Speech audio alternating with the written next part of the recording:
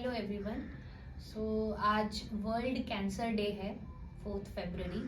तो जैसे कि हम जानते हैं कि कैंसर एक ऐसा टर्म है जिससे लोग डरते हैं। लोगों के अंदर एक फोबिया है कि कैंसर हो गया मतलब आदमी मरने वाला है या उसकी लाइफ स्पैन अब ख़त्म होने वाली है। तो ये जो फोबिया है इसके वजह से ही लोग प्रॉपर ट्रीटमेंट नहीं ले पाते हैं। जो पेशेंट ठीक भी हो सकते हैं वो डर के मारे हॉस्पिटल नहीं जाते या हॉस्पिटल में केयर प्रॉपरली नहीं ले पाते या डायग्नोज नहीं कर पा, जब तक वो जाते हैं तब तक वो कंडीशन इतनी वर्स्ट हो जाती है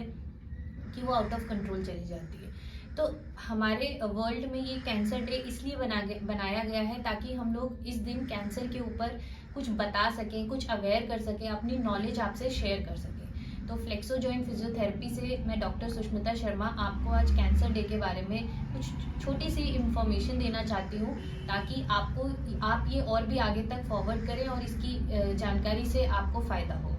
तो जैसे हम जानते हैं कि कैंसर एक जानलेवा टाइप बीमारी है जिसका अभी तक प्रॉपर ट्रीटमेंट नहीं क्योर हो सका। वैसे कई सारे ट्रीटमेंट निकले हैं, रेडियोथेरेपी, कीमोथेरेपी, बट पेशेंट उसको भी प्रॉपर तरीके से लेने में भी बहुत ज़्यादा साइड इफ़ेक्ट्स होते हैं, बट वो क्योर भी नहीं कर पाता पूरी तरह से। तो इसमें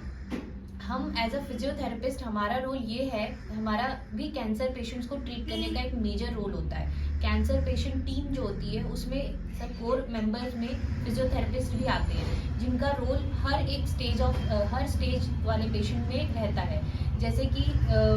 कई सारे सिम्टम्स जो पेशेंट में दिखते हैं कैंसर पेशेंट्स में, जैसे आप बोल सकते हैं मसल वीकनेस, अपने जो मसल्स होते हैं वो कमज़ोर हो जाते हैं, लंग्स वीक हो जाते हैं जिसे पल्मोनरी डिस्फंक्शन भी कहते हैं, या ऑक्सीजन की कमी हो जाती है लंग्स में, या फिर थकान कम, मतलब मसल्स कमज़ोर होने की वजह से थकान होने लगती है पेशेंट्स को, या फिर दर्द, शरीर में दर्द होता है, मसल वीकनेस होना है, बॉडी पेन, और ये सब जनरल सिम्टम्स हैं जिसकी वजह से पेशेंट की जो एक्टिविटी, डेली लिविंग एक्टिविटी होती है वो भी अफेक्ट होती है और उसकी जो क्वालिटी ऑफ लाइफ है वो भी अफेक्ट होती है। तो हम एज अ फिजियोथेरेपिस्ट हमारा रोल, इसकी जो 4 स्टेजेस होती है, इंपॉर्टेंट स्टेजेस, उसमें हमारा चारों स्टेजेस में एक अलग अलग रोल होता है जो हम एज अ फिजियोथेरेपिस्ट निभाते हैं अपने पेशेंट को एक बेटर ट्रीटमेंट प्रोवाइड कराने में।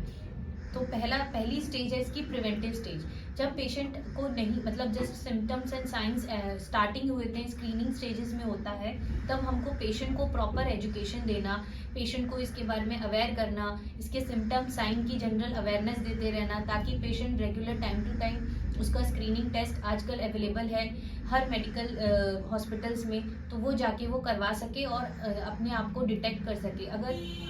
पेशेंट को की फैमिली में कोई हिस्ट्री है, हेरिडिटरी हिस्ट्री है, तो पेशेंट को अपने हर 6 महीने के बाद एक स्क्रीनिंग टेस्ट कराना चाहिए अगर उसको ज़रा सा भी कोई सिम्टम साइंस दिख रहे हैं। साइकोलॉजिकल सपोर्ट देना, अर्ली स्टेज में अगर डिटेक्ट हो भी जाता है तो पेशेंट को एक साइकोलॉजिकल सपोर्ट देना कि इसको हम क्योर कर सकते हैं। पेशेंट को उस चीज़ को एक फोबिया की तरह नहीं लेना चाहिए, उसको एक डिजीज़ की तरह लेके उसको ट्रीटमेंट करवाना चाहिए। दूसरी स्टेज आती है रिस्टोरेटिव स्टेज। इसमें हमारा काम होता है कि पेशेंट के जो इम्पेयरमेंट्स हो रहे हैं, पेशेंट को जो सिम्टम्स हो रहे हैं जैसे पेन, मसल वीकनेस, इन सब पे वर्क करना। इसके लिए हम उनको जनरल सेट ऑफ एक्सरसाइजेस देते हैं। ये सारी exercises patient to patient, cancer to cancer depend करती है कि पेशेंट को किस बॉडी के किस पार्ट का कैंसर है और उसके हिसाब से हम उन्हें कैसे ट्रीटमेंट करेंगे। अगर लंग कैंसर है तो यूजुअली हमारा एम होता है कि लंग मसल्स को इम्प्रूव करना, रेस्पिरेटरी मसल्स को इम्प्रूव करना, उसका ऑक्सीजनेशन बढ़ाना और उसको कई लंग्स की जो पावर है उसको इम्प्रूव करना ताकि, और उसकी ब्रेथलेसनेस के सिम्टम्स को कम करना ताकि पेशेंट को रिलीफ मिल सके। उसके बाद थर्ड स्टेज आती है सपोर्टिव रिहैबिलिटेशन स्टेज। इसमें क्या होता है कि पेशेंट को अगर डायग्नोज हो गया कि हो ट्रीटमेंट,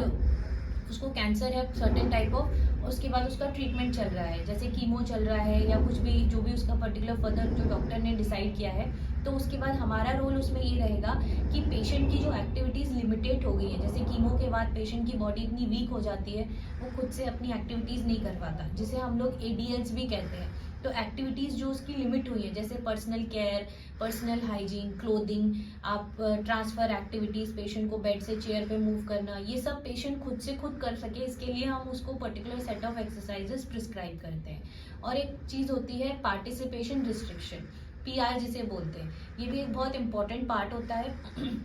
इसमें पेशेंट जब डायग्नोज हो जाता है तो पेशेंट ऑटोमेटिकली सोशल स्टिग्मा एक डेवलप हो जाता है, जिसे कहते हैं कि वो आउटसाइड वर्ल्ड से डिस्कनेक्ट होना शुरू हो जाता है, जिसमें वो सोशल गैदरिंग, सोशल एक्टिविटीज़ को अवॉइड करता है और अपने आप को एक अलग रखता है, आइसोलेट करके रखता है, जिसकी वजह से उसका साइकोलॉजिकल स्टेटस भी बहुत कम हो जाता है। तो उसमें भी हमारा रोल है कि पेशेंट की सोशल एक्टिविटीज़, इसमें हम क्या कर सकते हैं, ऐसे अगर कई सारे कैंसर पेशेंट्स हैं उनको एक ग्रुप थेरेपी की तरह हम लोग ट्रीट करते हैं, जिसकी वजह से पेशेंट को उस चीज़ का बेनिफिट होता है, उसे दिखता है कि उसके जैसे कई पेशेंट्स हैं जो उस चीज़ का ट्रीटमेंट ले रहे हैं, तो इसे एक साइकोलॉजिकल सपोर्ट मिलता है, जिससे वो आपस में एक दूसरे के साथ अपनी प्रॉब्लम्स डिस्कस करते हैं और उनको अच्छा लगता है। मतलब ये भी उनके साइकोलॉजिकल स्टेटस को इम्प्रूव करने के लिए एक ट्रीटमेंट पार्ट होता है, जिसे हम ग्रुप थेरेपी एक्सरसाइजेस भी कहते हैं। लास्ट स्टेज होती है पैलेटिव रिहैबिलिटेशन, जिसमें हम लोग पेशेंट को कीमो के बाद या जो एकदम फाइनल स्टेज स्टेरॉइड्स जो थेरेपी ले रहा है वो, उसके बाद जो उसको कॉम्प्लिकेशंस हुए हैं जैसे pressure sores, contractures, pain, muscle tone weakness, ये सब उसके जो प्रॉब्लम्स हुए हैं उस पर हम लोग वर्क करते हैं, उनको इम्प्रूव कराते हैं, पेन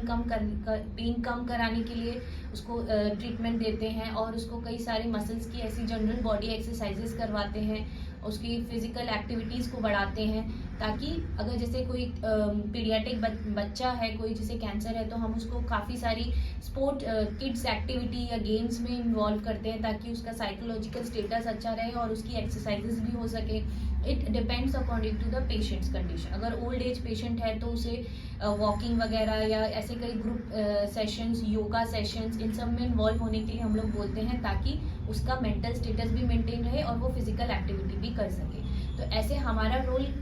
सारी स्टेजेस में एज अ फिजियोथेरेपिस्ट रहता है, which is very very essential for rehabilitation of a cancer patient. सिर्फ नॉर्मल ट्रीटमेंट काफ़ी नहीं होता, बाकी सपोर्टिव ट्रीटमेंट भी लेना ज़रूरी होता है, क्योंकि यही चीज़ आपको सपोर्ट करके आपको क्योर कर सकती है और अर्ली स्टेज में प्रिवेंट भी कर सकती है।